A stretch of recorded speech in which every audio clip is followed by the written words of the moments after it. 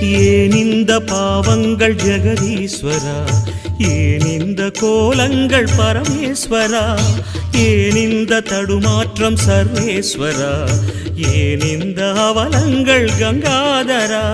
மூன்றாவதாம் உன் கண்ணையே நீர் திறப்பீர் உலகுயவே.